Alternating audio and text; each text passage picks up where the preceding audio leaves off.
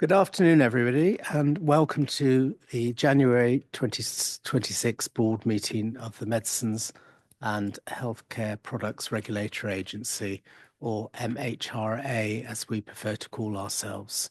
I'm particularly pleased to welcome two new members to our board meeting. Jacob George, who is our new Chief Medical and Science Officer, and Vicky Dare, who is our Department of Health Social Care Representative. I think probably the best thing to say is that we'll go around and introduce everyone. So my name is Professor Anthony Harnden. I'm chair of the board, and I will turn to my left and go around the room so you're all aware who's at this meeting. Lawrence Talon, Chief Executive of the MHRA. Jacob George, Chief Medical and Scientific Officer of the MHRA. Raj Long, Non-Executive Director, MHRA. Hello, I'm Rose Braithwaite, Chief Finance Officer. Mercy Jersingham, Non-Executive Director and Chair of People and Public Engagement. Paul Goldsmith, Non-Executive Director. Vicky Dare from the Department of Health and Social Care. I am the Deputy Director for Medicines Prescribing and Regulation. Rebecca Jennings, I'm from the Government Legal Department and I'm the Legal Advisor to the MHRA. Tasneem Blondin, Chief People Officer. Graham Cook, Non-Executive Director. Julian Beach, Interim Executive Director, Healthcare Quality and Access, MHRA. Good afternoon, Michael Whitehouse, Non-Executive and Chair of the Audit and Risk Committee. Good afternoon, Alison Cave, Chief Safety Officer at the MHRA. Good afternoon, I'm Rachel Bosworth, Director of Communications and Engagement at the MHRA. And Sarah Gilbert, Company Secretary, MHRA. Thank you. So you know who everybody is here, those that are listening. Can I just start by reminding everyone that this is a board meeting held in public and not a public meeting. It's also very important to explain that the board is responsible for agreeing the strategic vision, direction of the agency, maintaining high standards of corporate governance and scrutinising the performance of the MHRA. But it's really important to clarify that this board does not make regulatory decisions on any medicines or medical devices. And this is because regulatory decisions on individual medical products are made by ministers in the Department of Health and Social Care on the recommendation of MHRA officials or independent civil servants, with the additional independent advice from our expert advisory committees, such as the Commission on Human Medicines. Now, as far as today's meeting is concerned, I also need to make you aware that there will be a recording of this meeting, so we can publish the video on our websites to provide an opportunity for as many people as possible to observe what the board does. On that note, I'm really pleased that 138 people have registered to observe our meeting today from across the civil service, industry, academia, clinical research, and charities. So thank you very much for your interest. Welcome you all to the meeting and thank you for joining us. So we'll come on to the agenda now. First of all, really important item, declarations of interest. Are there any new declarations of interest from any of the board members? Okay, so if there are no further conflicts that prevent any of the board members participating in any of the discussions, then we can say that we need to take no further actions, that we need to mitigate those conflicts. The last meeting held in public was in July. Does the board approve of the minutes from the July board meeting held in public? Any comments? No? Good. Okay. So all actions related to that meeting are now closed and they've been completed. Updated board terms of reference. We've made a few minor tweaks to the terms of reference to the board. Is the board content to approve the version which has been circulated? Lots of nods around the room, so yes. Assurance committees. Does the board have any feedback from the terms of reference for the 3 assurance committees? And just for the members of the public and other people watching, we have 3 assurance committees: Audit and Risk Assurance Committee, which is chaired by Michael Whitehouse, Regulation and Safety Committee, which is chaired by Paul Goldsmith, and Patient and Public Engagement Committee, which is chaired by Mercy. If we're happy about all those terms of reference, then we can then move on to the board's schedule.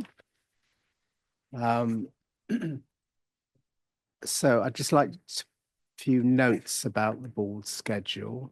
We've had to bring the July meeting forward to the 7th of July from the 15th because of the need for accounts to be filed before the parliamentary recess.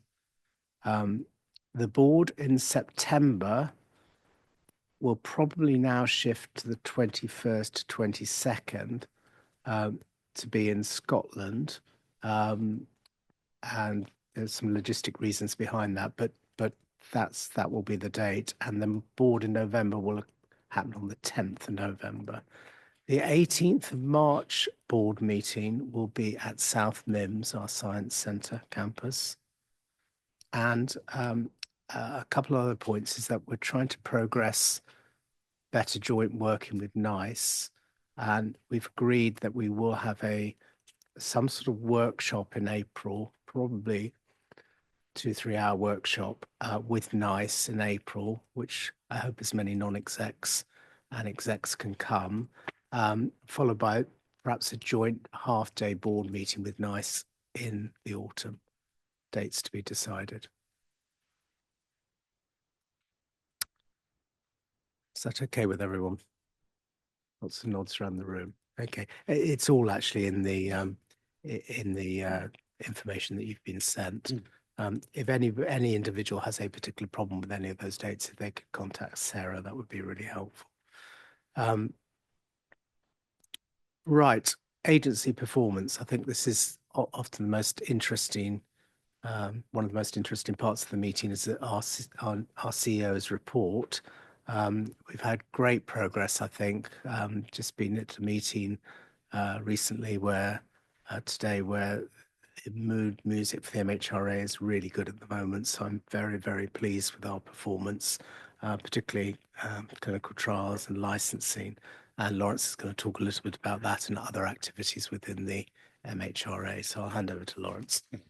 Thank you, Anthony. So I'll run through a summary of some of the points that I've highlighted in my report. And obviously, this is a fairly high-level summary of what the organisation has been doing over the last few months. Nevertheless, there is a lot in here and a huge amount of work going on across all different parts of the agency. A couple of comments about the context in which we're operating before I get on to the performance of the organisation itself. Before Christmas, of course, the government announced the US-UK pharmaceutical deal, which is really relevant to the environment in which we operate. It's a very positive thing in many ways, and there are 3 key things that it's going to deliver. The first is a commitment to there being no tariffs on pharmaceutical products. The second is an uplift of around 25% to the NICE quality threshold. And the third is that the VPAG, the rebate rate for branded medicines, will be capped at a level that is closer to typical in Western Europe. And the reason that I think is particularly important for our work, although we don't do pricing and reimbursement, is it means it's more likely that we'll see innovative medicines wanting to come, or providers of innovative medicines wanting to come to the UK, bringing clinical trials to the UK. So I think that's very positive for the overall environment. And certainly, as Anthony said, the general mood music externally and internationally towards the UK life sciences scene and the MHRA within it has certainly become more positive since that deal was struck. Less positively, The NHS, of course, has had a very difficult winter. It always has a difficult winter, but it's been a particularly cold winter with high rates of flu and with continuing industrial action from resident doctors. And so that has a negative impact on, for example, the ability of trial sponsors to recruit participants within trials. If I come on to the organisation itself and the performance of the organisation over recent months, I wanted to start with an extended section on my report on people and leadership. There's always a section on my report on this topic, but the reason it's particularly pertinent this time is that we've had the results of our annual people survey. And the annual people survey is an exercise that takes place right across all of the NHS organisations and arm's length bodies that are on civil service terms. So there's around about 102 organisations that do this survey at the same time.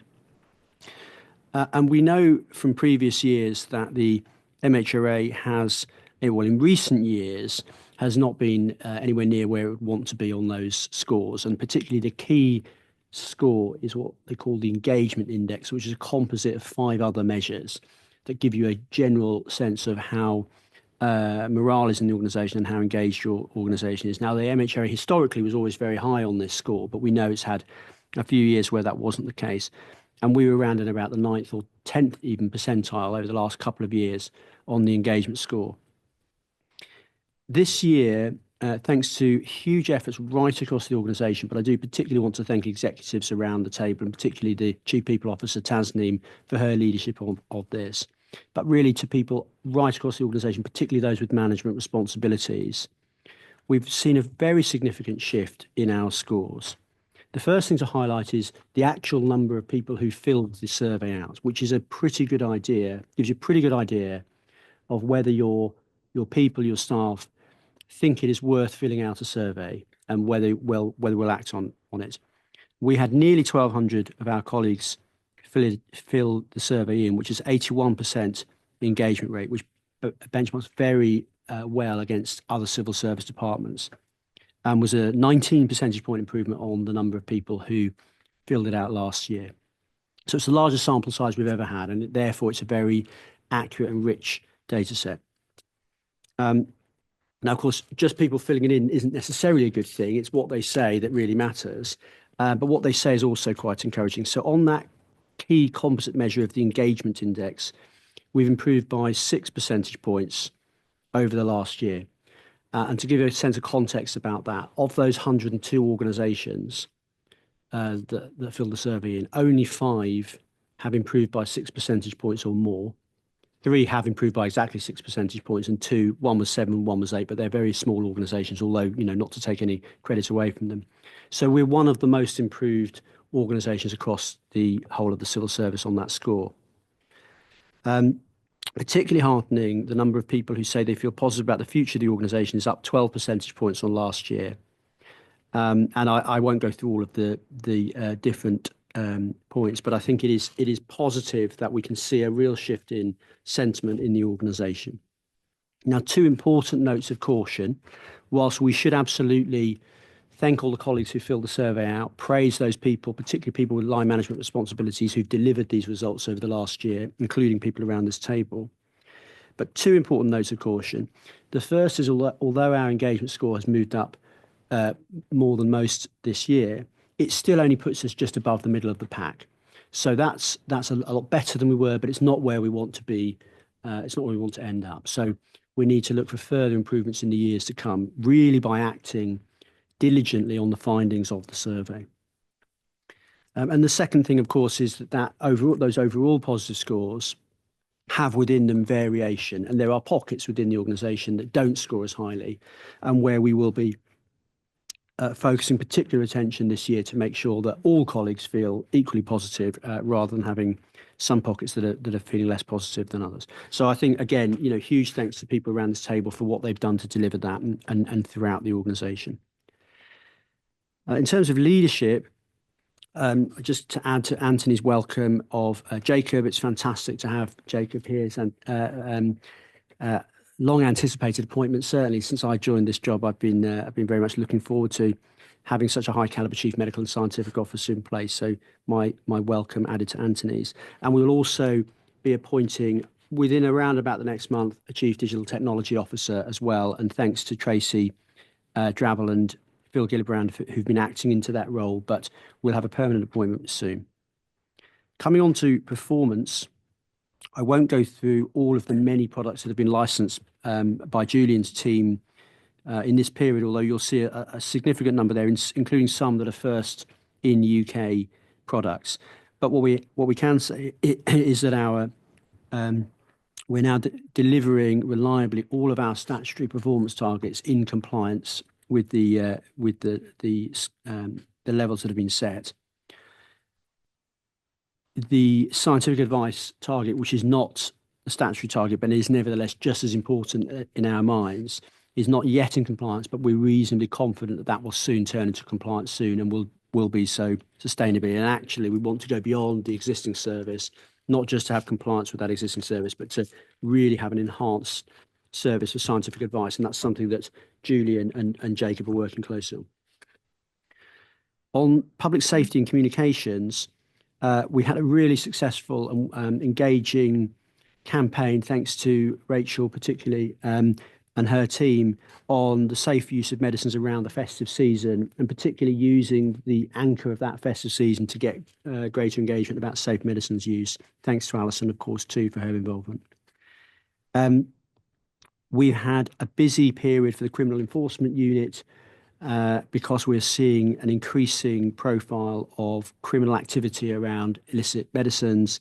And Alison and I, with Andy Morling, are preparing a case for government to expand that unit. And I think that the criminal threat of illicit medicines is growing, and we need to be able to stay ahead of that threat. So far, we're doing a good job, but we need to stay ahead of that growing threat. On clinical trials, there's been a lot of activity, as Anthony mentioned, in recent months. We, of course, are now hitting our performance targets around clinical trials, but we really aspire to go significantly further. There was a report from the ABPI just before Christmas, which had some encouragement and some less encouraging news. Encouragingly, there are more commercial clinical trials that have been filed in this country in the last year than there were in the previous year. But less encouragingly, the actual number of patients enrolled in those trials was fewer than the number before. Our own data, which is slightly more recent than that data, shows that we've had a 9% increase in applications for clinical trials over the last year than the previous year. It's actually an 11-month to 11-month comparison. And so what that gives us reasonable confidence about is that increasingly trial sponsors are looking again to the UK to register their trials with us. Partly, of course, because of the improved performance, as well as that improved commercial environment that I described. And we've also will bring in the next stage of reforms to clinical trials from April, which will do really three important things. The first one is to introduce a 14-day turnaround time for the initial assessment of phase 1 clinical trials. Currently, we commit to doing that in 30 days. We generally do it faster than 30 days, but we will commit to 14-day turnaround. That will come in from April, but in a phased way, and by the end of the year, we'll be delivering that reliably. The second important reform is that we're going to be introducing a low-risk notification scheme so that for relatively low-risk trials, for example, an established medicine with a minor variation to its use, the trial sponsor can notify us of their intention to do that trial, and provided it hits certain criteria where we agree it is low risk, they can proceed unless we tell them otherwise, but they don't have to wait for that regulatory approval. And we think about a fifth of the trials will go through that low risk route, which means they're faster to start, and it means our scientific assessors can focus increasingly on the complex and phase 1 cases. And then the third thing that we're going to do in the set of reforms is have a broader use of data, both in silico data and data from other countries' jurisdictions. While we're on the subject of clinical trials, I think it is important to draw the board's attention to the Pathways trial, which is a trial for young people experiencing gender incongruence and dysphoria, which is led by King's College London and is ultimately acting on or enabling the recommendation of the Hilary Cass report from 2024, saying that any young people going through this hormone therapy in this country should do so in the context of an established clinical trial. And board members will have noticed that is a very high profile issue, which of course we're handling with all due sensitivity and attention. On science and research, we've had a number of publications in high-profile journals, including the family of journals under Nature. We've also had a series of successes through the Science Campus in terms of grant funding, and which are detailed in the paper. And we held an annual meeting of the CERSEs, the Centres for Excellence in Regulatory Science and Innovation, which Jacob will be turning his attention to rapidly, about how we build a sustainable and long-term model for those CERSEs. In health technologies, we are well underway with the National Commission on the Regulation of AI, and thanks particularly to Alistair Denniston, Henrietta Hughes, Paul, who's on the commission from the board, and Ed Middleton as well. And we're currently out for a call for evidence. So there is, particularly for people listening online, if they have an interest, there is an open call for evidence from patients, the public, developers, or anyone who has an interest in the regulation of AI as a medical device. In terms of the wider partnership network within which we operate, some important developments, particularly with HGRS, the Health Data Research Service, which the government's committed to invest 600 million with Wellcome to curate the UK's rich multimodal longitudinal data for the benefits of research. And the chair has been announced as Baroness Nicola Blackwood, and very recently the chief executive, Dr. Mel Iverson, has been appointed, and so we'll be working very closely with HGRS to build a world-class safety and surveillance system. Also, Professor Jonathan Benger has been appointed as the new Chief Executive of NICE, formerly the Chief Medical Officer of NICE, and we know Jonathan well and have welcomed him into that role, and we look forward, as Anthony has said, to working increasingly closely with NICE, as we have done in the last year and more. I think I'll leave it there, Anthony. It's quite enough for now. Thank you very much, Lawrence. We're especially pleased as a board to hear about the People's Survey score, and that really reflects everybody that works within the agency. So any agency members that are listening, thank you very much for your participation in that. It means an awful lot to the agency, and it gives us an awful lot of information about how we improve on the working environment and the productivity of us as a whole. It's so important really to have a happy organisation which is functioning well. So really, really pleased about that. Can I open the floor to questions for the report? Mercy. Thank you. Actually, I was going to start with the People's Survey as well.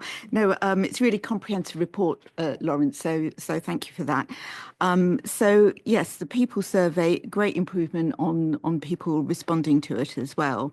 I was just wondering, when we benchmark, we've got comparisons with the rest of the civil service and the DHSC, but I was wondering about other ALBs in our sector, because that is kind of a really good benchmark really for us and people, kind of doing similar stuff in a particular context. And ours, of course, is health.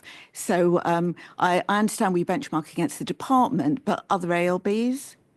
I've also got another question, if that's okay. Let Tasneem answer that question first, and then we'll come to your second question. Absolutely agree with you, Mercy. I think benchmarking against the whole of the civil service is one thing, and it gives us, as Lawrence has set out, we've made great improvements this year. We can't be complacent because we've still got the civil service benchmark trends to achieve. So there is still much to go for. A good comparator is other ALBs similar to ours. So we are working quite rapidly to try and get that data.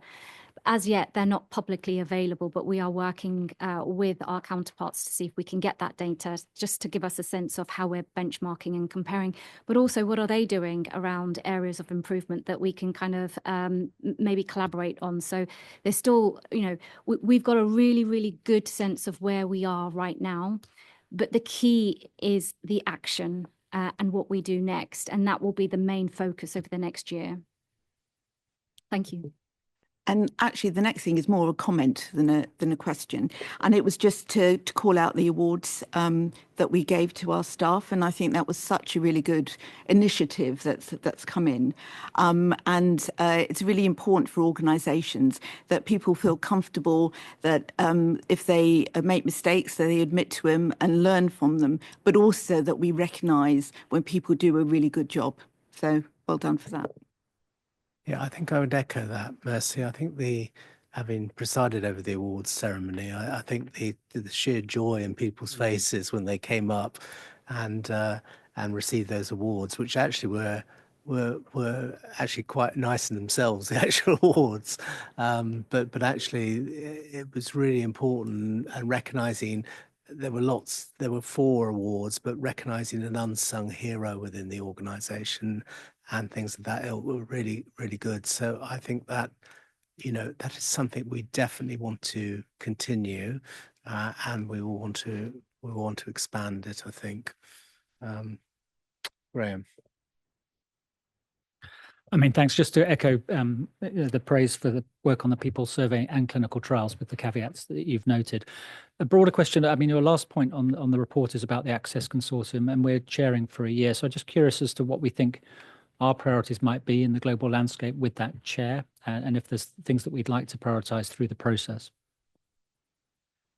Yes, and I was going to do that, but I thought I'd probably gone on too long. So thank you for teeing that up, Graham. I mean, the Access Consortium, for those that maybe aren't as familiar, there's Australia, Canada, Singapore, Switzerland, and the UK. And it's been around for a while. The UK joined after it had originally been formed. And it's been going for a number of years. And I think there is I'm sure there is a real mood, particularly the 5 heads of agency have had some very good alignment discussions about wanting to change gear on access in the years ahead. And it's probably no coincidence that a number of those heads of agency have changed in the last 2 years. And the current group are really, really committed to making access something that encourages companies to reconsider their placement of clinical trials or their filing strategy for new medicines and potentially in time devices. And the reality is, I think, Raj probably actually is a better place to comment, but if I just give my perspective, Raj has been in this seat. You're looking around the world and you're looking at the major market of America, although of course, the pricing issues that are going on with America at the moment. You look at the very large market of Europe, which is a single market for medicines, and you look at China. And at the moment, access is smaller than those other blocks. They are high income countries, but it's also not anything approaching a proper single market. It's more a network for extensive collaboration. Now, that's really helpful, and Julian can say a bit more about how we collaborate with our access partners to recognise each other's decisions or use each other's decisions as a starting point for our own analysis. But as Raj will know from the role she's done previously, if you're actually going to change your filing strategy or decide where you place your clinical trials, this needs to be a much harder edged grouping. It needs to be, once you're into one of those countries, you're very quickly into the other 4. Otherwise, it's not really much more than a loose affiliation. And I think that the heads of agencies, we've had this discussion, we absolutely recognise that point. And we committed to what we're calling the growth manifesto. And I can't remember what growth stands for. It's something like, it's an acronym, and I'll have to write to the board because I can't remember what growth stands for. But it was the brainchild actually of Raymond Chua at Singapore, who set out this fantastic exposition about how we could work together, and we're all completely on board for that. So I think, in answer to your question in a long-winded way, Graham, our ambition is that this is the year where we take access from being a relatively loose affiliation and a helpful one to something that actually makes the international community change their decisions about where they place clinical trials and where they how they order their filing strategies for their medicines. And that's a big job for us to do because, we've got to convince the global pharmaceutical industry. Why don't I come on to Raj on that? Because I think your points link in, and then I'll come on to Tasni. Thank you, Lawrence. I think you're exactly right in terms of there are, in the context of access, and specifically on the clinical trials, I also had a question coming up, but the wider question, wider perspective in terms of access. If you're a pharmaceutical company, you will file in tiers. tier 1, tier 2, tier 3, or first wave, second wave, third wave. The first two waves are usually US and Europe because it's driven by market size and access, the earlier access you can get to the market size. However, China, India kind of sit in another area, which depends on the product, it depends what's the state of affairs in terms of the clinical care at that point. So the access countries have always sat there and they've often either got into tier 2 a little bit or will be the first wave of tier 3 they would go in. And I think in the current, and I want to bridge that to the comment that you made, in the current geopolitical state across globally, there are some emerging challenges for pharmaceutical companies to continue their clinical development because for different reasons, the number of clinical trials are going down, which would be typically done also in the US and Europe, those clinical trials, and I've seen data recently. So which means there's a need to look where else can they do. What is critical about doing clinical trials for industry is that the quality of science has to be good, because this is your testing scenario where you're testing a hypothesis for a product. So they need to look for countries where the science is strong. And so the access countries, I think, is a really good time for them to come up, to sort of filter upwards to help bring that gap, bring a potential solution to that gap. That gap is not about helping out the pharmaceutical companies. It's actually has got a bigger impact. It is about, if you can do that, then some of these innovative products that are much needed globally, high-income countries, low-income countries, it doesn't matter, right? You then have a pathway to test it with good, what I call robust science. Because if you can't test your science in the clinical trial framework, you're then sort of lost. So you really need that robust science. So I think if I summarize all of that, I think it's very opportunistic for the UK in different ways. And you being part of access is an additional opportunity because these group of drugs are really your next big size markets if you do collectively. And it's quite a substantial market size, if I remember. 150 million people and high GDP per capita. So very, very interesting. So that then I would sum up by saying what's in it for us, right? That's what we have to ask. Like in the UK, how will we benefit? I think firstly, we bring our science, which is not just the agency science, but also our academic research network and NHS into the fold, because if they want to do clinical trials and they want to do it here, then they will take. So we extend that role for the UK beyond the agency. But very importantly, you initiate a pathway for some of these very innovative, much needed products to come get access to patients a bit earlier globally, not just for the UK, but it includes, the UK. And it, I think, feeds in quite nicely to our bigger ambition of, wanting to take on that world.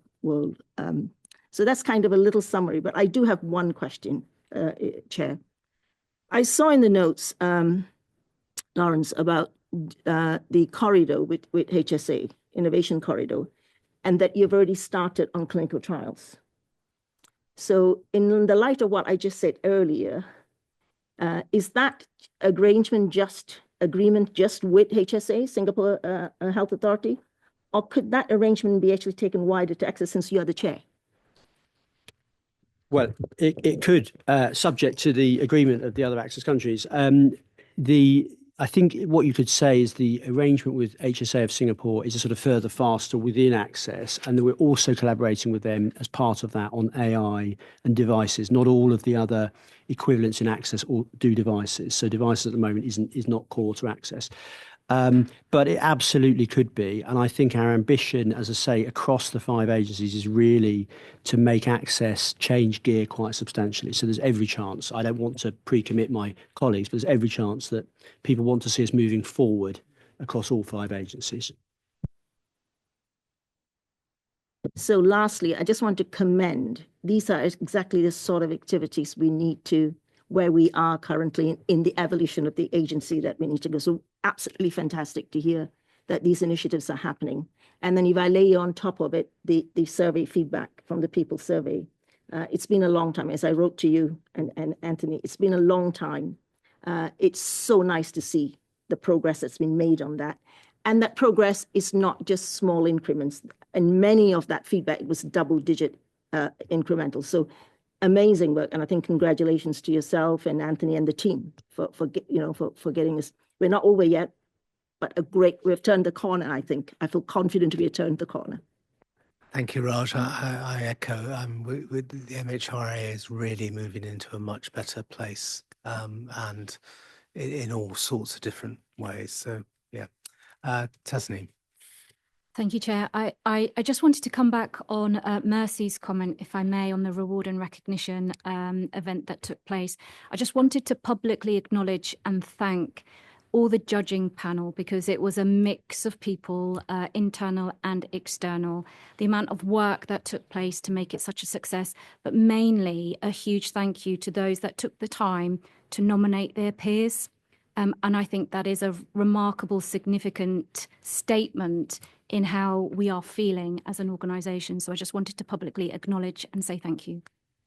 Thank you, Tasneem. I echo that, actually. And it was really interesting, actually, at the awards ceremony. They put up a slide of all the nominees as well. And there were dozens and dozens and dozens of them, which is tremendous, really. So clearly the judging panel had a difficult task, whittling that down to the 4 categories. But it just, the fact that we had so many nominations did mean that, a lot of very deserving people within the organisation. So if you were on that list, maybe next year. Good. Any more questions to Lawrence about his report? If not, I'll move on to the next item. So thank you, Lawrence.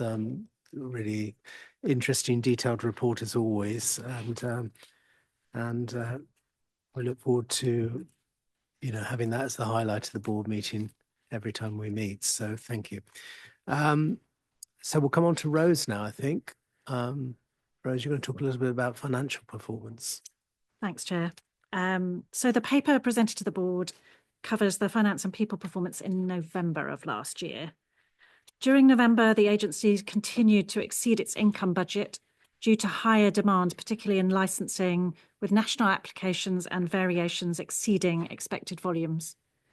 Year to date, this has resulted in our trading income being 3.6 million or 5% above budget, which is a really good outcome. Staff costs are on track with a full year forecast to slightly exceed budget but only by around 200k, so less than 1%. So we're in a really good place as well. And because these costs are about 60% of our costs, the overall agency costs, finance does model and track them very closely to keep on top of them. Non-pay operating costs exceeded budget in November by 1.7 million, which is positive as we are definitely underspending year to date, with our non-pay spend being 7.3 million below budget at the end of November. And although the forecast shows that we expect to catch up in the final quarter of the year, that's very bullish. And I think probably not realistic.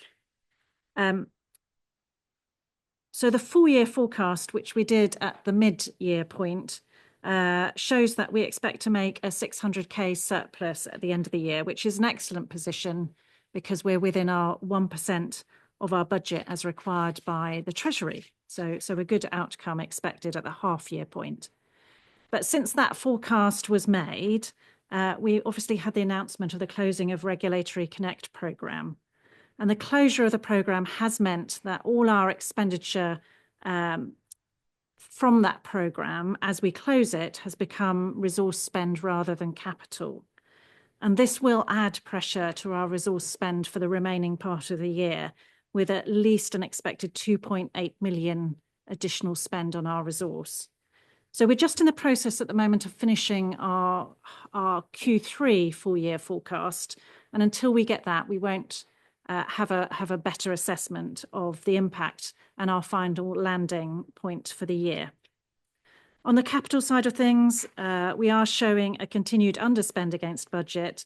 And although the half-year point we showed another bullish forecast that we were going to make that up, the closure of the Regulatory Connect programme which was due to spend the most capital across the agency. It had a budget of 24.6 million, so almost half of our capital spend. With the closure of that programme, we're not spending nearly as much capital in the final half of the year. So we will significantly underspend our capital funding this financial year. On the people side, we've continued to see really positive recruitment figures in November, with an increase of over 15 full-time equivalents from October. There were 131 vacancies with 31 live campaigns and a reduction in the time to hire of 5 days, which I think is really, really positive. I will hand over to Tasneem if she has anything further she'd like to say on the people element of this. Thank you, Rose. I am genuinely very, very pleased to see the performance around people metrics. Our vacancy rates have decreased. We're currently at 8.4%. And just to remind colleagues, about 3 years ago, it was about 14%. And that really does indicate how well we're stabilising the organisation.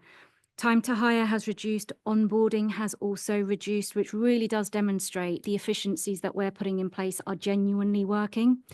We're taking that further by introducing various AI applications to enhance and improve the experience of hiring managers, but also candidate experience as well. Just drawing attention to diversity and inclusion, again, really, really significant improvements in that regard. Currently, the organisation has got 40% representation of Black, Asian and ethnic groups, which really does talk to representing the communities, the public, patients that we serve. So I think that's a really, really important factor, of which 21% of the SCS population represent Black, Asian or ethnic groups, which is really strong. Currently, across the agency, around 62% of the workforce represents female.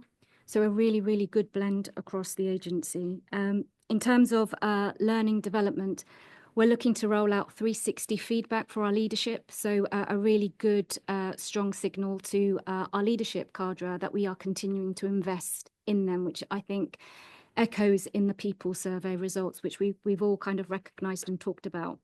So just wanted to say again, a massive thank you to everybody who has helped drive those incredible results. But as I say, the work starts now in putting in place the action to make sure that we are listening to our people and driving the right action that will continue the great work that we've started. So thank you.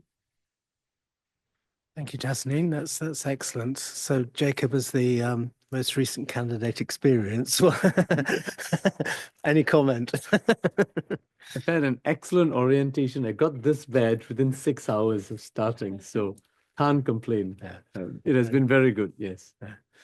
Very good. So that's our N of 1 trial. I'm not sure that's quite power to draw the conclusion. N of 1. Thank you for the feedback, Jacob.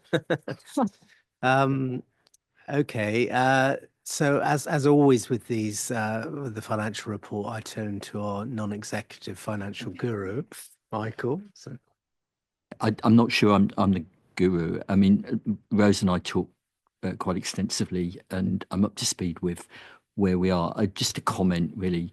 Both Rose and I would recognise that spend for this year is more volatile than in previous years, and you touched on the point about Regulatory Connect, and I think that's part of it. Just 2 questions for me, two for Rose, and then I have got one for Tamsin. On Regulatory Connect, I think we took absolutely the right decision to, stall, or whatever word we use. The executive are working very hard to maximise the value from that project. I get that. But inevitably, we are going to have to write off some of that expenditure. Rose, I expect, is that reflected in the figures? And are we confident that, that we can fund that? Because it will be a charge, I think, to the, what I'd say the P&L, but the income and expenditure account. Thanks, Michael. So we have been talking to the department about this because we can't afford to do the write-off ourselves. Okay.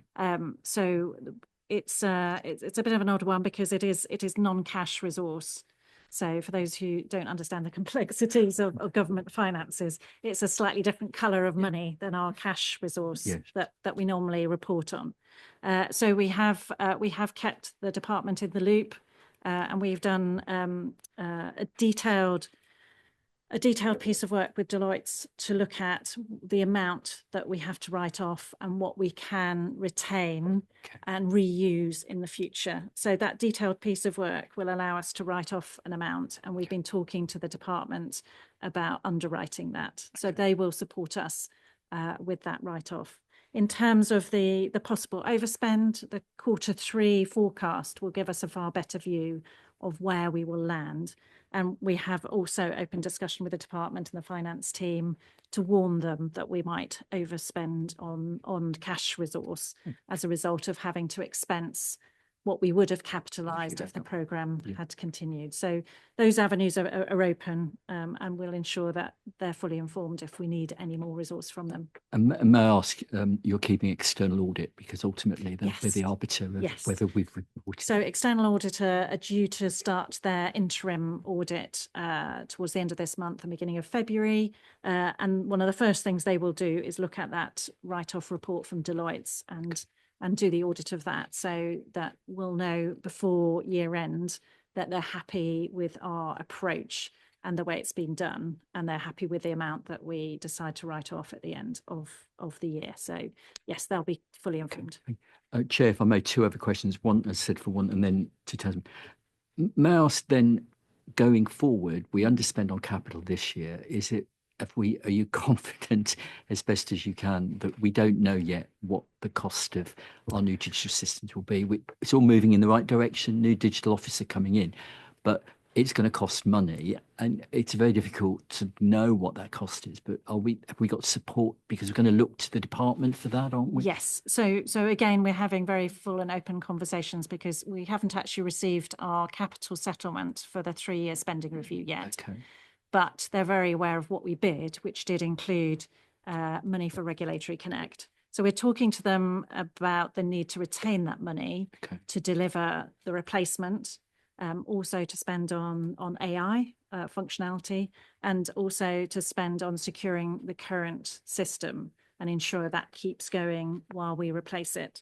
So those discussions are ongoing. So we hope to retain the capital that we have bid for under the spending review, but just reallocate it slightly to the new priorities for the following year. Yeah, please, thank you. Make an additional comment on that. I mean, I guess in our sort of mental accounting, that was money designated for spending on IT in the organisation. We'd like to keep that. But I think if we put our sort of taxpayer hat on, the important thing is that we've not spent that taxpayer money when we realised that it would not have been a good use of that taxpayer money. And if that goes back to the Department of the Exchequer, then that's the right thing for taxpayers. What I think, so there won't necessarily be a kind of lift and shift of that resource, although clearly Rose will try and kind of manage that mental accounting. But what I think it does do is it says to the Department of Health and the finance part of the Department of Health that we're responsible stewards of public money, so that when we do come forward with a business case for a new technology platform, that they will look on it more favourably because of that. And as Anthony said at the top of the meeting, I think the general sentiment towards the agency is good, and I think that helps us with our case. And then lastly, of course, as you flagged, we're going to be recruiting a new Chief Digital Technology Officer. It's hard for us really to know what number we're going to have to put on this. Having said that, I do not expect that it would be as high as had we carried on with Regulatory Connect. So I think we'll end up with a better system, more modern, probably delivered more quickly, with Julian kindly stepping in as the SRO, and a better use of that money than otherwise would have been the case. Okay, thank you. And my final question to Tasman, very, very quickly, is I'm really impressed by the graduate recruitment scheme that you've got. How's that going? Is that going well? This is where graduates come in and have a wider experience, don't they, of the MHRA? Yeah. Thank you, Julian. I had the opportunity to meet with them, and they are absolutely enjoying their experience. So it's something that we absolutely want to retain. But other colleagues where the graduates are placed may have some further reflections, but they are absolutely loving the exposure, hearing what we do and just kind of their personal development around the importance of what we do has been so significant for them. And it's genuinely pleasing to see. And hopefully we will continue to attract talent like that and retain it within the organisation. Percy. Yeah, of course, I've got to talk about the people. It's great to get transparency of data, and especially diversity data. So well done on that. Just quick, as it's been noted about the fixed term contracts, the ins and the out thing. Just kind of asking about the ones that are exceptions to it. I presume it's all been audited and that we can have some transparency on what those exceptions are and why we made exceptions, because I think that's quite important. Typically, exceptions are cleared by the Commission, so we wouldn't be able to apply an exception without Commission approval. So there will be an audit trail to be able to justify and provide the rationale. Thanks for that reassurance. You're welcome. Well, no other points. Thank you very much, Rose, for that paper as always. I'm always reassured to hear Michael's blessing of it. So that's really good. Let's move on to the next item. Now, I'm really delighted to welcome Henrietta Hughes to the board meeting. Henrietta, as you know, is the Patient Safety Commissioner. And the MHRA have the great privilege now of hosting the Patient Safety Commissioner, who is a completely independent voice, but is going to help us really listen to that public voice, deliver some of our strategic priorities, such as helping us with develop a world-class safety surveillance system, regulation of AI. Henrietta sits as the Deputy Chair of the AI Commission that we've set up. And of course, importantly of all, access of medicine and innovative products to vulnerable groups. So we're really looking forward to what you have to say, Henrietta, and welcome. What I will say, though, just before you start, is this is a public meeting. I hope you're aware of that. And you must switch on your microphone when you speak. Thanks very much. Well, thank you very much, Chair, and to the board, and really to everyone at the MHRA who's given such a warm welcome since the decision was made through the DASH review for my hosting arrangements to move to MHRA. What I was going to say is in the paper that I've put to the board, it's very high level. It talks really about some of the work that I've done in my first term as Patient Safety Commissioner and some of the exciting work that's coming up, particularly, as you mentioned, Chair, the National Commission into the regulation of AI in healthcare, but also work to help improve information to patients about their medicines. And then thinking very much about the way that we take the needs of all patients into consideration from every step, whether that's developing medicines and devices, the licensing, the packaging, the way that they're prescribed, dispensed, administered, and then the safe disposal. So it's a kind of patient pathway approach and bringing the patient safety principles into all of the work that we do. We're really trying to bring the patient perspective into all decisions made, not only by the MHRA, but all the other organisations that we work with. I really appreciated the way that all senior leaders, particularly in the MHRA, have really guarded the independence of my role. I think that's really important for patients and the public. But it being, independent, it doesn't mean you have to be isolated.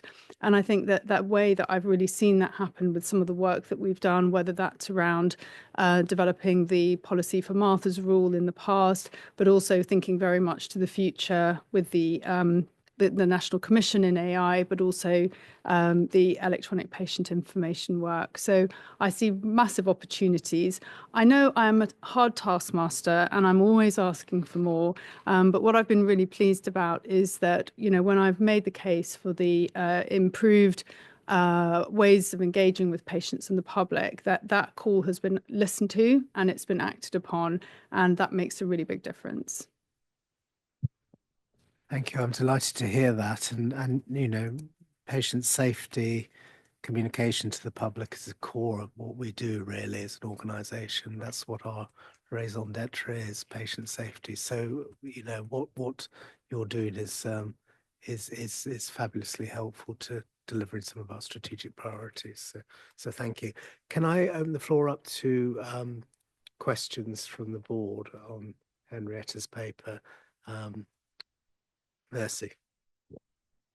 Well, Henrietta, as you know, I really welcome you being here.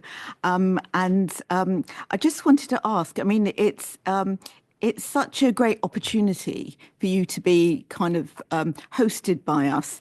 And I wanted to know, in what ways do you think you can actually help us to improve more consistently around kind of patient engagement and involvement within the agency? Well, I think the first thing I want to really do is to become more knowledgeable about all the different functions that happen in MHRA. And I've already had the opportunity to meet with lots of new people that I hadn't met before. But also I know that there are, you know, sites other than at, in Canary Wharf. And I had the great example of going to South Mims, for example, and that's the sort of opportunity that I really want to do. The more that I can learn about the different activities, the different functions of the agency, the more that I'll be able to then think about, you know, those opportunities for bringing the patient voice in. So that's definitely something I'd like to do more of in the future.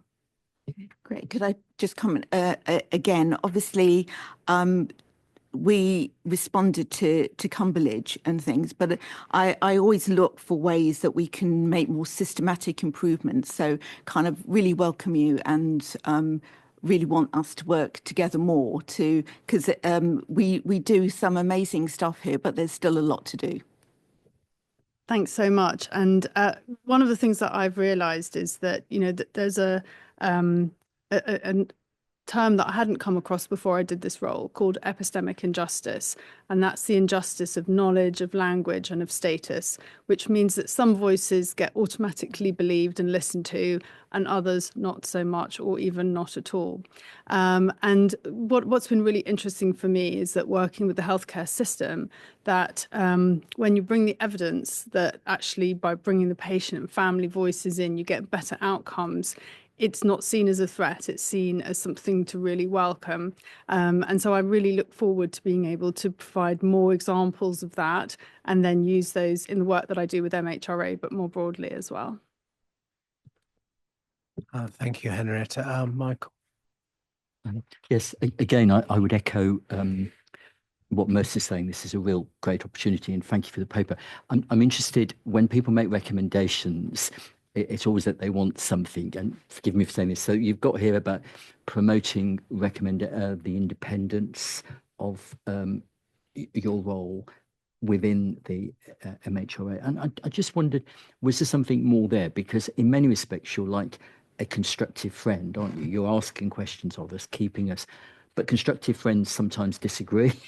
And I just wondered, how would that play out if you had something that you were not particularly happy with what we were doing? What would be, how would we, or is there something more there that we should be doing to, because it is really important for most of the public to know that while you are here, you are an independent voice for them, aren't you? Yeah, absolutely. And I think there's something about seeking to understand. Yes. So it may be that there's something that is, you know, custom and practice that the agency's been doing forever, but actually the world has moved on. And through correspondence I receive or other communications that I have, there might be different and better ways of doing things. And so from my perspective, being independent means that I am able to make recommendations like the one I made from the safety gap about the licensing and packaging for medicines for people who have visual impairment.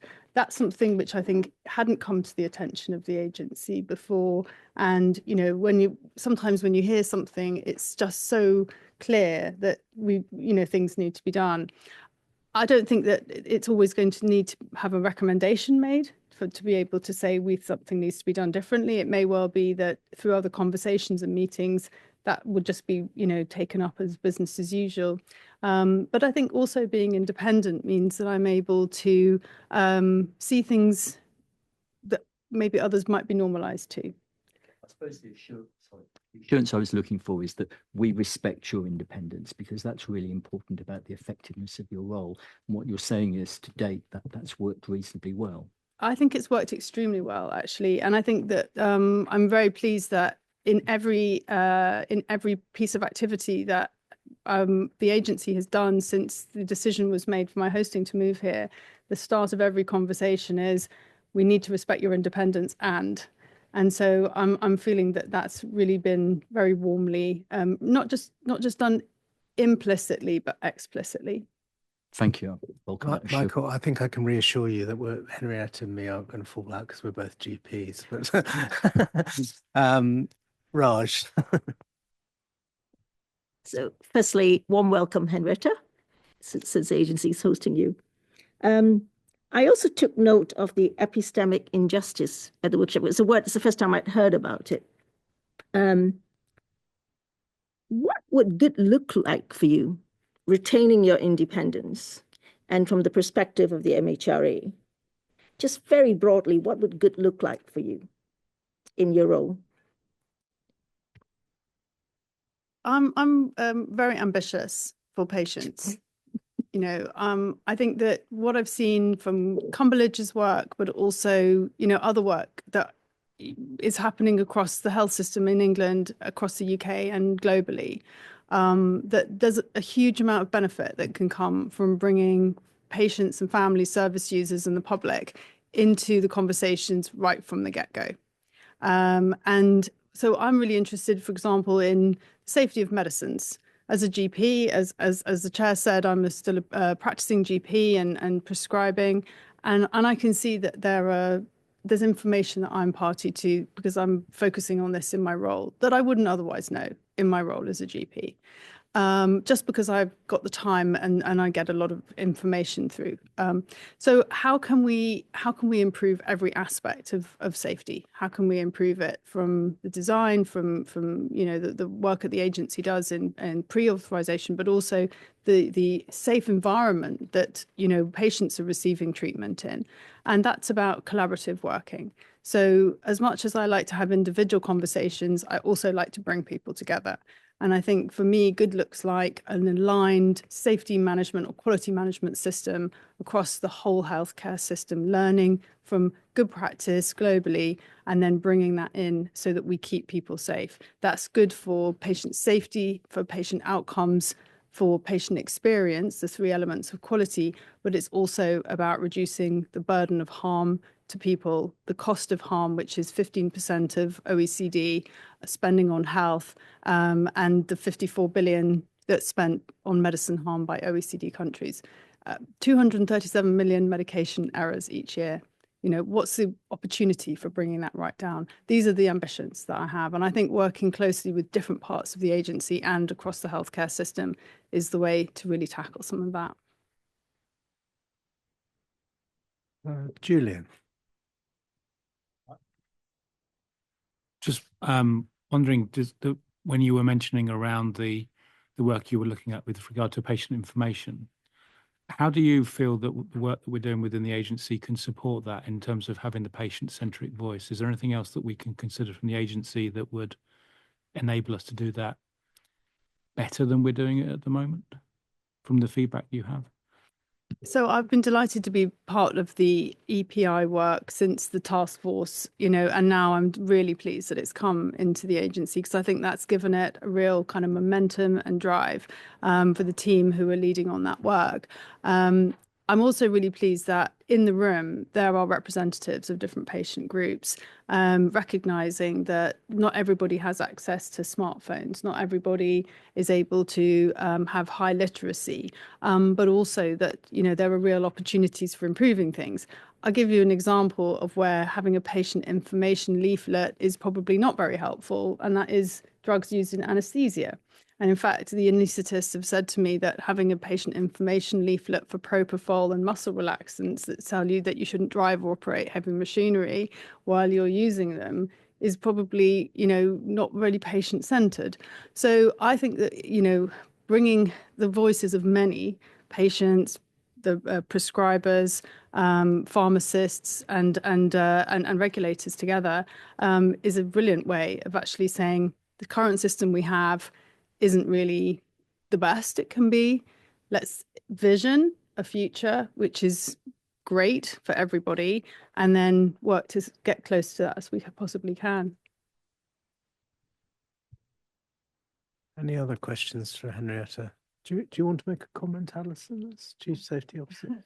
No, I was just, we've worked very closely together since Henrietta was appointed to the role, and actually being in the agency enables us to work even more closely together. But Henrietta often raises issues with me that patients have reported to her, which is incredibly helpful. But we also seek her views because her knowledge of the healthcare system, the ecosystem, is incredible, and she usually knows who I need to contact about a particular issue. So I think that's fantastic. But also the point you made about not being normalized to a particular issue, I think is incredibly pertinent. And that view and that outside independent perspective is really helpful in multiple conversations. So yeah, it's lovely to have you kind of nearby to seek your thoughts a little bit more easily. Can I just respond to that, Chair? Yes, yeah. Because one of the things which I found, you know, is it's not just the speaking up, it's the listening and the following and then getting the feedback. And it's not unusual when patients contact me and say that there's an issue, and then, you know, I flag it to Alison, and then a change gets made, and then I get an email through my NHS Net account to tell me that something has changed. And that's when I know the whole loop has been closed. What I would really like to see also is then all prescribers changing their clinical practice as a result. I know that's not the responsibility of the MHRA, but that's when we're going to see, you know, the real changes happening. Well, I think that's quite a good note to end this section on, because you know, the demonstration of the clear communication channel between yourself and Alison as our Chief Safety Officer, and the ability for us to respond quickly because you're hosted within the department, and then it's really good. So thank you very, very much for coming. I personally am really looking forward to working with you over the next few years, and as I say, I'm absolutely delighted that you're hosting yourself in the MHRA. So great. Okay, Thanks thank ever you. so much. Thank you. Great. Okay. So I think we come on to the MHRA NICE parallel process. I'm going to turn to Julian for this. As you know, we are trying to work much closer alignment with NICE in order that we work on one of the priorities of actually speeding up processes for new medicines and devices as they come through. So, Julian, do you want to talk a little bit about that and the steps that we're making? Thank you, Chair. Thanks very much for the opportunity to look at this. Just to introduce Stephen Maddox, who's joined us, who will be going through this in a bit more detail. But as part of the work that we've been doing is very focused on cross-system collaboration and how we can work very much more and hand in glove with NICE and our other system partners. So this is something which we've been working on for quite some time, and we really wanted to give the board a bit of an update to that. So I'll hand to Stephen to go through some of the detail. Sorry, welcome, Stephen. You're not on my brief, so I didn't welcome you first of all, but welcome for joining us, and we're really looking forward to hearing what you have to say. Thank you, Chair. So this work with NICE on the alignment started off in March 2025, where we got two commitments, joint commitments between the two organisations within the UK government's regulatory action plan. First of these is to align the timing of our regulatory and health technology appraisal decisions to within the same time, which could be deemed same week, 2 weeks, etc. And what this does is, as NICE has put in their business plan, is to increase the time that patients have for new medicines that are coming through by 3 to 6 months. The second of the commitments is really as a supportive mechanism to this aligned approach, and that's a fully integrated scientific advice service. And what this means is a single point of entry, a single report. We are working on potentially aligned expectations, and then single fee and single administration all the way through. And this speaks to the government's alignment of reducing administrative regulatory burden by 25%. We published this in a webinar 6 months ahead of time where we focused on the aligned pathway, and this was on the 1st of October. And that laid out the process for the aligned pathway, which we've not really touched since because it worked and we got positive feedback. In the last 4 months, we've been looking at the integrated advice service. Our digital and technology group have picked up the portal, and we're in the final stages of that to be launched in February of this year. We've also been focusing on engagements across the UK. So we've been working with Scottish Government, with Welsh and Northern Ireland as well, to just say what we're doing and ask if they want to join in, and we can share the practices. We've also been engaging across the rest of the UK health and care system, including DHSC and the Office for Life Sciences, to work on a more strategic approach that it's not just regulatory and HTA, it's actual patient access. And we are hoping to make patient access to new medicines rolled out a lot quicker from regulatory approval. Looking across to the next year, as I said, we're launching the integrated advice portal. February, we are launching the entire thing in a comms package in March through another webinar. And we're then looking to refine our offers for more technical pieces across the piece, across the next year. So this is what I believe is a stepping stone. It's not a final picture. So I think that lays the thing. We're asking the board if you're happy with the strategic direction that we are working to, and if there's anything more additional or refined that you'd like to see. Thank you. Great.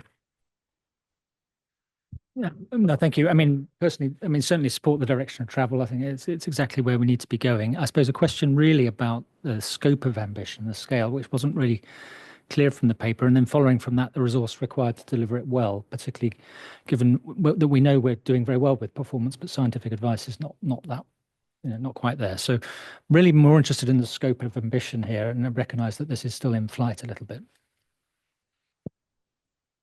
Thank you. So I think the scope is that we want to ensure equitable patient access as soon as possible from regulatory approval. With the advice part, we are aware that there are specialisms where we might want to focus to really have a unique selling point. We are seeing a slow transition from industry from thinking about FDA regulatory in the design of pivotal trials to UK, EU, rest of world regulatory and HTA. And our ambition is really to drive that in the design of pivotal trials to get these medicines to patients. Julia. Could I just come back on that briefly? I mean, so that sounds good, but I think I would encourage you to focus on the quality, and on a few things initially if need be, but not try to do everything if that was in your mind. Of course, thank you, and that's absolutely on mind. And we have actually today been I've been over in Stratford this morning, and we've got our technical medical experts speaking to each other to realise the scope and really refine that. Julian, you wanted to say something? Yeah, sorry, it was just regarding the question about resource and making sure that we have appropriate forecasting. I think it's fair to say that we will be taking this gradually and be looking to make sure it's credible. We are still recruiting, and we're looking at within the 26/7 budget to then increase resources that we will be requiring, so that there is scope to have the scientific advice and the increased ambition. But as that grows, it needs to be on a trajectory which we can manage and reliably deliver. So absolutely clear. And when we look at scientific advice, as Lawrence was mentioning earlier, we are, from the end of December figures, we're very much more where we need to be for scientific advice. So that is not presented in this board yet, but it's very much a direction of travel which clearly is going in the right direction. So then it's expanding those offers, making sure that we have trained assessors and trained people that are able to deliver coming through. So that is coming through and is forecasted. Raj and Alison. Thank you. Really good to see this. So thank you for I see this was initiated by a mandate from government, basically, in terms of it. So a couple of thoughts here. We have brought to board on a number of occasions the need to knit together our UK ecosystem. You know, at the end of the day, it's our patients in the UK that should come first, and then we can look beyond that. Is there an opportunity here? We keep hearing scientific advice, and when I talk externally, I don't ask, but people give me the information unsolicited. They keep saying scientific advice doesn't always work. This joint scientific advice is not working. And one of the reasons I said why, they said because that happens very early on. It's even before you know, fairly early on the right-hand side of the axis of development, and things can change in between. And then NICE actually comes in much later in our current ecosystem, right? So if I take that and I overlay it on some of the challenges we've had, and Julian, you know the ones that I'm talking about, what becomes very clear is not for all medicines or devices, for some very special cohorts of indications and technologies, like first-in-class medicines, right? Like cell and gene would be a good example. First-in-class coming in, you don't have anything else there to guide you to draw a baseline.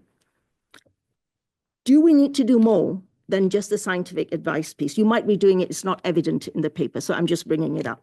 In those cases, it's almost compelling to say, in those cases, you might want to monitor, you know, have some sort of joint partnership, not review, but partnership, okay?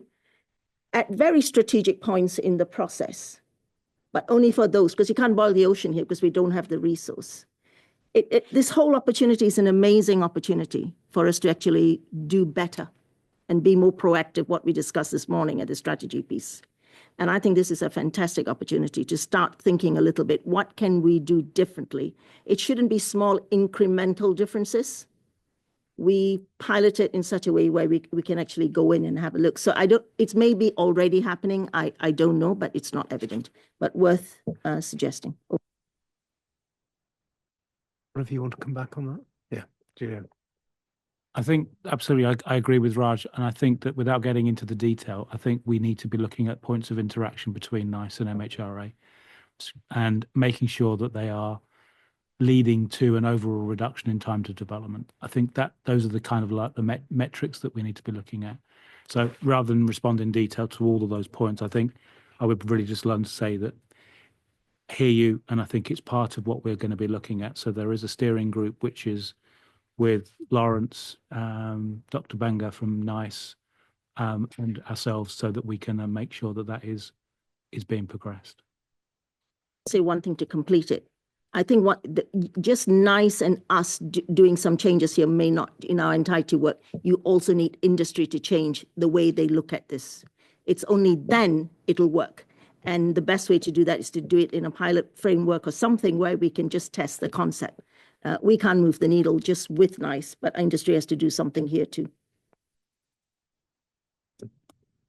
Actually, a bit of a similar point in that integrating scientific advice between HTAs, health technology associations, and regulatory bodies has been tried before and not necessarily been successful. And I notice in the paper the very significant engagement you've had across the globe in your webinars from 46 countries. And I suppose the challenge is, how do we engage early enough to ensure those endpoints that NICE need for their decision-making are integrated into clinical trial at the early stage?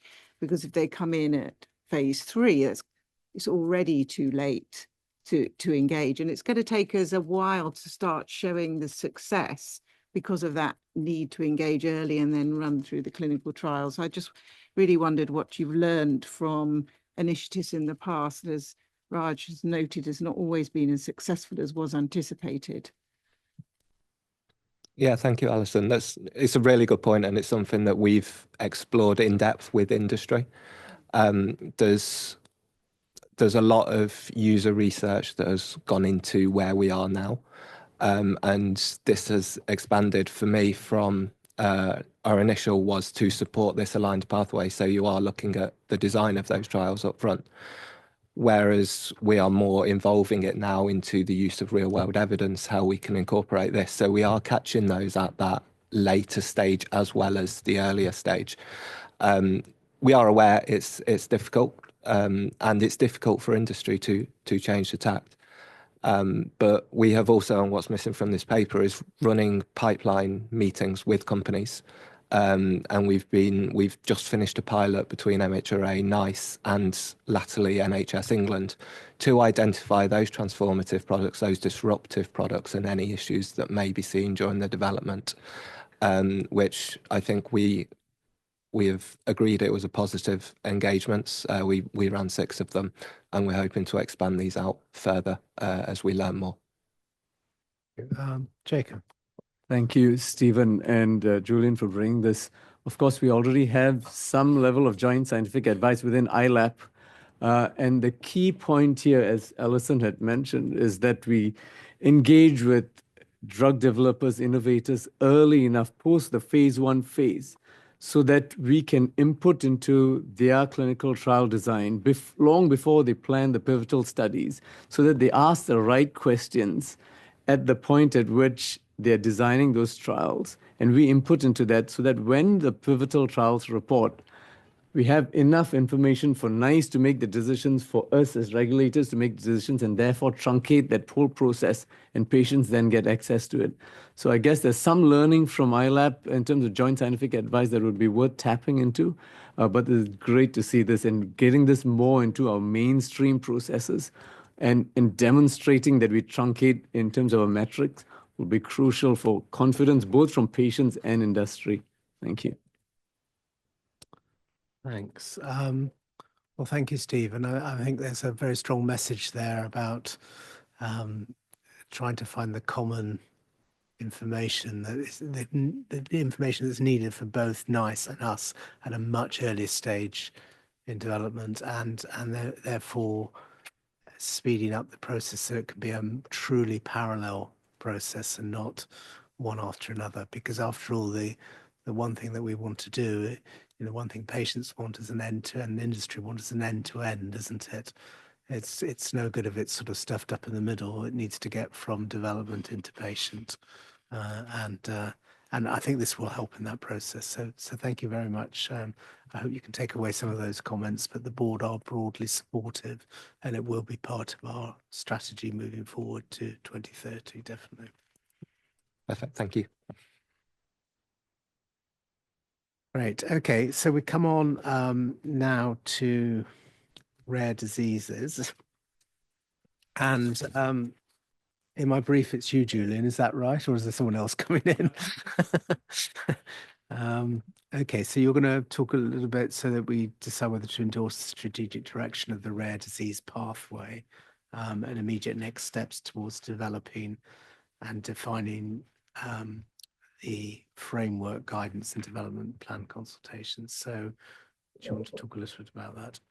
Yeah, no, thank you very much, Chair. And I suppose firstly, in relation to the last topic and also relation to this, and to a comment that Raj has made previously, we have been doing this with extensive collaboration across industry as our system partners to develop both the NICE alignment pathway as well as the rare therapies work that we are doing here. So that really, I just want to say thank you to everybody's hard work, and that's a lot of different people, 40 or 50 people that have been working really hard to generate this. So I won't go through the paper in lots of detail, but basically what we're looking at with the rare therapies is to introduce a new pathway in how we can encourage assets to be developed in a different way, having the risk proportionate regulation concept that the board has previously discussed, how do we then look at what is most required? So what evidence is enough evidence to make certain decisions? So what we're looking to do is introduce a designation step for rare therapies to then accept it onto a new pathway. We will then be looking to use prior knowledge and the concept of platforms to then enable that to be translated between first, second, or third medicines or assets using that same platform. We're then looking to conceptualize a new topic called an investigational marketing authorization. So this will allow stage entry points through the development cycle, so that this is looking then to have a link into an eventual reimbursement option, so through managed access or through some other frame which is ongoing and working with being developed. And then also that we are, as I mentioned, closely working with NICE, NHS to think about how does that align with the Rare Therapies Action Plan. So with the proposals that are in the paper, this is looking to then think about that a new flow through the clinical trials landscape, but also looking to then take the most appropriate parts from a clinical trial authorization and a marketing authorization, and then enable those together to form this investigational marketing authorization. Within that concept, building on the principles that we've had from the guidance that we issued last year for personalized immunotherapies, we're looking also to think about a process license, so a license not just for a product, as in a tablet, but a process license which is then individualizable to either different diseases or different patient groups or patients to the N=1 concept, so that we can then think about how we best deploy that. So when we look at our next steps, we're looking to complete the outline guidance in this period, this quarter, to then look at a public consultation with the detail of that through this year, with implementation with pilots through this year and into next. But those pilots will take some years to complete. So it's not something that will see immediate benefit depending on where the products enter the pathway, but it's looking to see that long-term structural change to allow development of assets that will hopefully support treatment in rare disease populations, which is a high area of unmet need. So happy to take any questions, but thank you. Because and just, do you want to, for the benefit of the public, explain what the key problems is with rare diseases in terms of, just so that they sort of understand a little bit of that? I think the key problem is in the terminology, in the term rare. It means it's small populations, often dispersed across the world, but they're very small pockets. And these groups often struggle to get treatments because developers, it's hard to develop because developing a medical product is expensive and takes a long time. And it's very hard to develop a product if you're a shareholder and you're in a company for these very small cohorts across the world and do different development programs. That's the key, because if I'm a developer and I want to take this to US, Europe, and say the disease is predominant in Asia, then I also have to think of how to, I'll likely end up doing 3 different development programs because of the regulatory frameworks that are in place. And consequently, and this is not a blame on anyone, people have to look at the return on investment. When if you're running a business, that's what you do. So what then happens is these do get neglected. So very often rare diseases and neglected diseases are often kind of put into. And that neglect gives you that inequity for these patients in terms of access.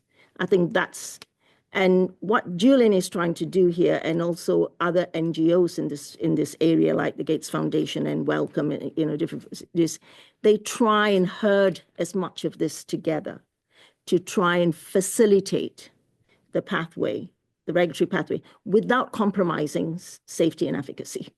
You don't change the standards. So I think that's an excellent explanation. So the question, I'll come on to Lawrence just a second. The question is to you is what Julian's saying in this paper. Does that make sense from a board point of view? Yes, it does. Yeah. I've attended one of those sessions firsthand just to see, observations are huge amount of support from different parts globally, because Julian does have an international group there, people from the US, huge amount of support. A lot of confidence that this should be done in the UK. The confidence in the regulator, that came across very well in a couple of some of the external pieces. So overall, it's the right thing to do. I think we can leverage our procedures. The only caution I would say is, if I look across the agency and all the different pieces of work we do, there are some threads here you can pull together. So while this is set up as rare diseases as a process, you can still piggyback on some of this. And I think, Julian, you're planning to do that anyway, right? In terms of, so the topic we discussed earlier about talking with say, working with NICE, it's a great example. If this is a tiny, small cohort in the UK, let's say, to go, some of the problems we discussed earlier would actually be amplified. Yes, sure. So these are the examples where I said you can use as pilots to test the concept and get confidence in people to say this could work, because your return on investment might be low in terms of monetary value and all the rest of it, but the return on investment here is systemic for me. That's what you will get. You're testing the system, in terms of it. So yes, the short answer is it is yes, but we need to just proceed in a way where we leverage everything around us and knit this in with some of the other work we are doing on the innovations piece. A lot of this will resonate with some of the other stuff. So that's the only comment I would have had. Okay, that's really helpful, Raj. Lawrence, you want to say? Yeah, just to amplify some of Raj's points, really, I don't think we should underestimate how significant this is. And just to put some numbers around it, because I don't think they're in this paper, but we've used them before. So although the individual the individual patients are small in number and are atomized, and if you add them all together, they're a huge number. So something like 1 in 17 people have a rare disease in this country. And I think it's right to say that only 5% of those have a sort of curative treatment option. So this is a hugely underserved group when you add them together, partly because they're so atomized. And the way that we do clinical trials doesn't really work for these groups because they're too small in number. And some of the diseases we're talking about, some incredibly severe diseases that become apparent in early childhood of genetic nature, you can't enroll people into a placebo trial because it's unethical, because a child is going to die and you've got a potential gene therapy. It's impossible to run a placebo. So the whole this is a sort of paradigm shift to regulation, really, which is basically set up around highly prevalent large population diseases, and it's one that's desperately needed not only in this country but around the world. And for the reasons Raj has said, every country is not going to have a regulator that can specialise in this. So this is the sort of thing where we could be world leading, and it's the sort of thing where the UK science around particularly cell and gene therapy gives us a position to be that world leader if we line the regulatory science with the core science of the country. And if we get all of that right, it doesn't entirely solve the reimbursement problem, but it certainly helps because, of course, some of these therapies are incredibly expensive. Equally, some of them can make the difference between a child dying in early childhood or living a reasonably long lifespan. And of course, that is an immensely valuable thing. But also, if we get the regulation right, we can bring down the cost of the development of some of these treatments. Partly, they're so expensive because we're trying to push them through a clinical trials and drug development process that doesn't really work for these small population medicines.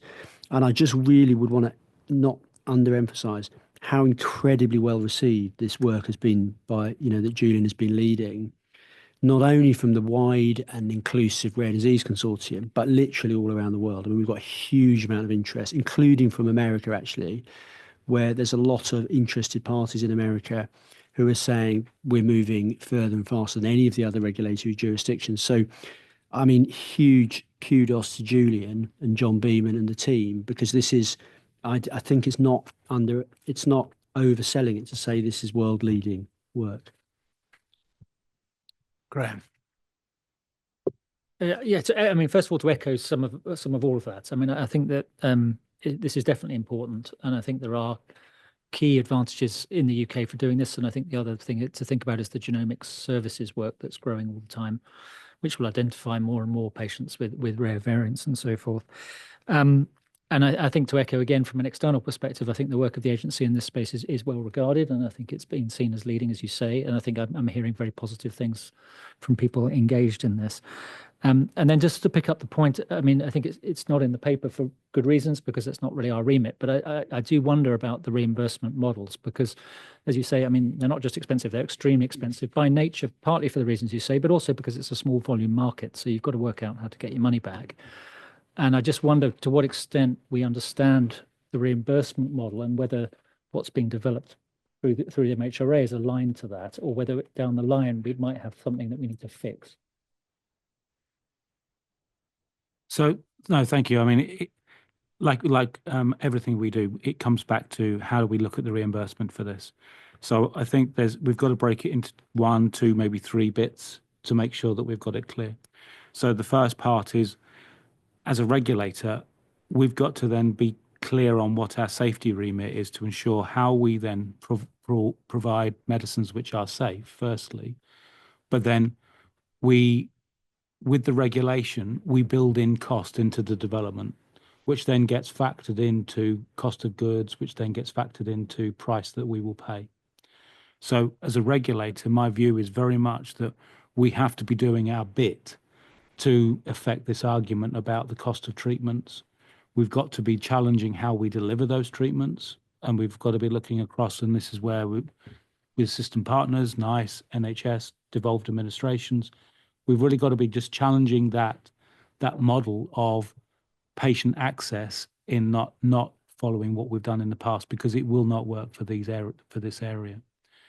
And what we're really looking to try to target with this is looking at where the innovations come, where they're costed, how much we can enable and recognize the development pathway within this. Because I think one of the things I would say is, if you compare this to a national license approach, that's a building block of many, many different parts of our ecosystem. And with the rare therapies, and rare disease work that we're doing here, it covers all of that, but it's doing it in one kind of paper here. So it's not doing it justice in terms of the degree of breadth that this covers to then get to that point. So with that, we can affect the cost. Coming then to the price and how do we look at treatment access, that we now need to work on at pace, because without having something to discuss, it's hard to discuss. So it's then we need to break the circle and do the chicken and the egg. We need to then start that process going and contribute to that. So do we have all the answers yet? No. Is it actively in high of mind in organizations listed? Yes. Okay, well, thank you very much, Julian. I mean, you've had high praise indeed from your... Oh, sorry, Jacob. Thank you, Chair. Yeah, just to commend Julian and team, because I think for seizing the moment, even a few years ago, the technologies weren't there to do this. And now it just demonstrates how agile the agency has become to be able to sort of innovate the way in which we license stuff, alongside the fact that these technologies are now available, like ASOs, antisense oligonucleotides. I think the question that Graham asked, what this will also do is also make these platform technologies more standardized, and therefore drive some of the costs down, and so make these drugs a little bit more affordable than they otherwise would have been. So, thanks. Yeah, so it's a good example how good regulation can actually really improve not only costs for industry but access for patients. So really good. So sorry, Alison wants to. Yeah. So first of all, I'm assuming that like we do in the conditional, Thank you. Sorry, I forgot to put my mic on. Apologies. As we do in a conditional MA, I'm assuming that this investigational MA would have sort of regular review processes built in, i.e. it's a renewal of the license or a review of the conditions. I also wondered about linking in more with the diagnostic journey. So we know with many of these rare diseases, it can be many years, and we had a very powerful story from Julia Vettorello from about Myla, about how long it took for her child to be diagnosed with a rare disease, and how can we link in with the diagnostic injury to improve and shorten that time to diagnosis.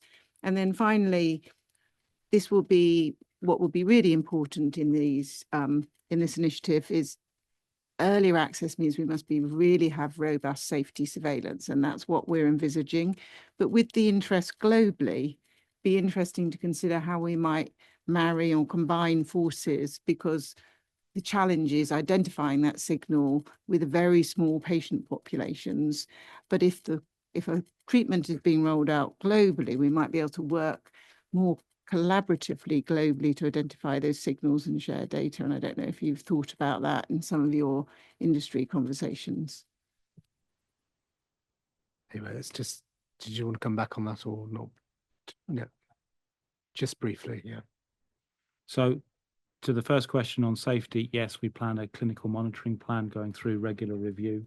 So that's a yes, we can go through the details. The diagnosis, yes, we are also working with Genomics England and making sure that they are involved in that diagnostic pathway. And finally, the robust safety surveillance across international boundaries. Yes, we are looking at that, and we are working closely with MHRA and other regulatory authorities, bodies, to make sure that what we're doing is aligning internationally, because doing something unilaterally will not then potentially help overall. So it's got to be done in collaboration with our peer groups, and that's where we are looking to ensure that that is working through as well. Okay, well, many thanks, Julian. As I say, you've got high praise from your CEO, world-leading stuff, and the board, I think, are fully behind all this. So congratulations on that paper and your work. I think that's really, really important. Okay, let's move on now to the assurance committees. I think we've got reports from two of the assurance committees today, one from the People and Public Engagement, one from Regulation and Safety. So I'll turn to Mercy first for her People and Public Engagement. Yeah, thank you, Anthony. So the People and Public Engagement Committee met in November, and there's a good summary of what we discussed. It never reflects the richness and the depth of trying to keep my committee to time, because we do talk and interrogate, let's say, the executive quite a lot. But I think those are really rich and good discussions. So thank you very much to Rachel's team and Tasneem's team as well for taking all our questions and advice. So we eventually kind of agreed the terms of reference. It was in the right structure and the right wording. So we kind of, well, as you've seen today, it's come back for your approval, which it got. And the two main things that we really talked about was the people strategy. It was important to us to really kind of finish off the last strategy, because we're about to launch a new one. So Tasneem really gave us an update on where we were at the end of the last strategy before we start to really launch the new one. So this was our kind of finishing position. So we've reduced vacancies and improved diversity. And that was good for us to then look at, as we're going to in our next committee meeting, a more in-depth look at the people survey. But all this will kind of feed into the new strategy that we've been discussing. The second main topic was really looking at the government.uk website and how to improve it. I'm always very pleased with our lay members, because they really give a good perspective, especially on issues like this, about readability and clarity for what we're trying to promote through our improvements to the website. And I think we all felt that there were great improvements to be made. This comes back to us on kind of an updated kind of regular basis so that we can keep an eye on kind of improvements that are happening as they happen. So we had a really good discussion on how to make information more accessible, especially within the restraints of being on the government website. So incrementally, we're making those changes. And we really did have quite, I think, a good vision of where we want to be on this, because in having kind of a main focus for people to get information from the website, it really does need to be accessible. So Rachel and Tasneem, I don't know if you want to say anything more on that, but just to say that these topics will come back to us again. Thank you. Tasneem. Thank you, Mercy. And I also echo and appreciate the scrutiny on the topics that we bring to the committee. It's been really helpful. I think from in regard to the current people strategy, which is due to close in March, it's been really, really nice to see the journey of the agency, and having it in one place has really been beneficial. And whilst we have absolutely made some strong strides in some areas, what it does highlight is that there is still opportunity, there is still things that we need to continue to focus on. And those elements, I think, are important to help shape the future people priority, which is going to be embedded into the MHRA strategy, which I think is really, really important. So thank you for your support, and thank you for your challenge and objectivity. Rachel. Yeah, thank you. And Mercy, just to echo that my team found the discussion about the project to improve our gov.uk content and the contribution from the committee very, very helpful. That work is going on at the moment, and we're looking forward to come back with an update in due course, probably at the May meeting, I think. So thank you very much, Mercy. You're showing great leadership in that committee, and I'm very grateful. And the topics which you're covering are hugely important to the agency. So thank you very much. Now we come on to Paul, who's going to talk about the Regulation and Safety Committee. Yeah, I'll take the paper as read, and actually you've heard a lot of what we've been doing in papers in this meeting and also in the strategy discussion earlier today. I think we've had some excellent discussions at RSC, which have helped inform, and we'll pick up the baton for some more detail before it comes back to board again. Perhaps the two themes I might just mention, which are particularly coming out, is one around codifying best practice, which is happening already. So then we can sort of measure our performance against that across organisation. And then the other one is ensuring the understanding of the difference between efficacy and effectiveness. So really, how do our products, once they are approved, perform in the real world, and the implications of that? Paul, so important. There's an absolutely clear difference between the two, isn't there? And what you see in clinical trials isn't necessarily how things perform in real world. And I hope that the development of a world-class safety surveillance system will only lend to us being able to measure not only safety but effectiveness a bit more effectively, if you like. So good. Any questions for Paul and the regulation? I thought we had a really good work. You led a really good workshop, which, as you say, is starting to feed into the strategy development, which is excellent. Any other points? It's always hard going last, Paul. That's huge. You know, you're leading what is a hugely important, it's about the core of the agency or committee, hugely important. And I'm very grateful. I thought you chaired the workshop really well. I loved your talk a little bit about your reflections from clinical practice, which brought everything to life a lot. So well done. Thank you. Okay. Thank you. Thank you. Okay. So that's the end of the agenda. So now we come on to questions from the members of the public on items of this board meeting agenda. As I mentioned in my introduction, this is a board meeting held in public, not a public meeting, and we will only take questions which are related to this particular agenda. The questions that we receive which aren't related to today's items will be responded to, but by correspondence.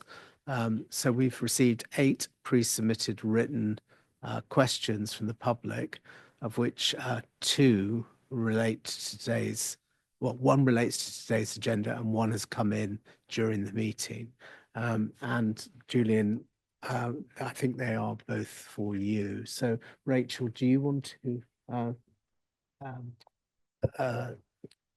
describe the questions, and then Julian we'll put Julian on the spot to get the answers. Yeah, thanks, Chair. And we'll start with one of the pre-submitted questions, and that relates to the rare therapies paper that we've just discussed.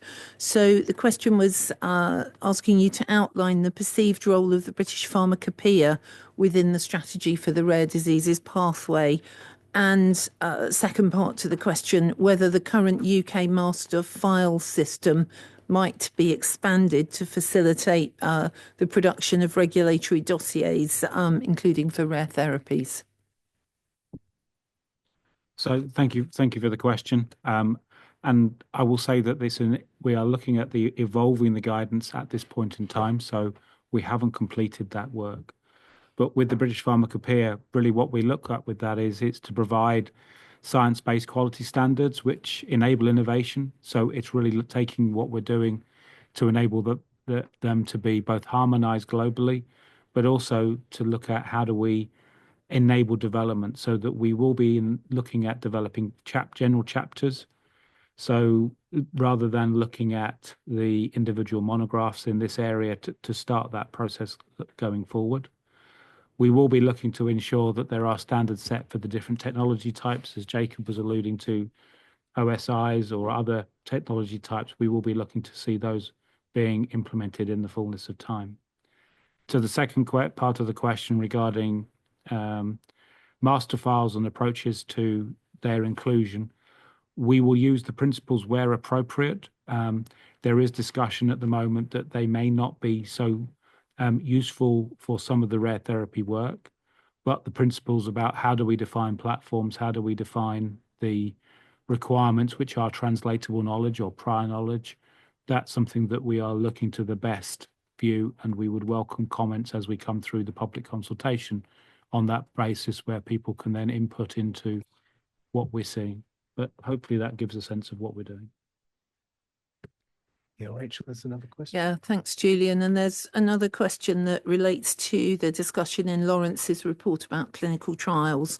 And the questioner has said, thank you for committing to restoring the 14-day timeline for initial review of phase 1 clinical trials through a reduction in review timelines from April.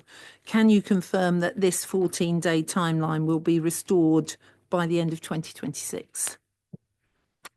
Hi, a very simple answer. Yes, that is the commitment that we're making. Okay, well that's a nice short answer to finish on.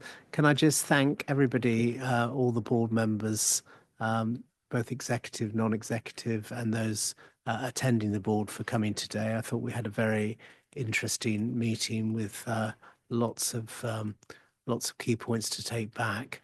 I'd also like to thank you as members of the public for watching.